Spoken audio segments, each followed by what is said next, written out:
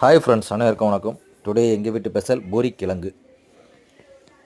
Today ஒரு 1 மந்த்துக்கு அப்புறம் எங்கள் வீட்டில் இன்றைக்கி பூரி கிழங்கு ரெடி பண்ணிகிட்டு இருக்காங்க. எங்கள் அம்மா டியூட்டிக்கு கிளம்பணும், அதனால் சுறுசுறுப்பாக வேலை பார்த்துட்ருக்கா.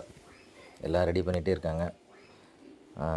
உருளைக்கிழங்கு ரெடி பண்ணியாச்சு. மஞ்சள் பொடி, பச்சை மிளகாய் எல்லாம் போட்டு கொதிக்க வச்சாச்சு. எண்ணெயும் கொதிச்சிட்டு பூரி மாவு உருட்டி வச்சுருந்த மாவை எடுத்து எண்ணெயில் போடணும். அதுவும் சுறுசுறுப்பாக முடியுது. எங்கள் அம்மா இன்னும் போட போகிறாங்க.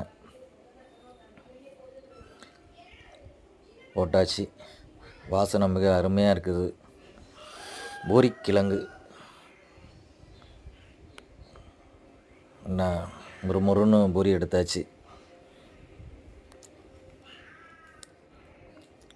கிழங்கும் ரெடி.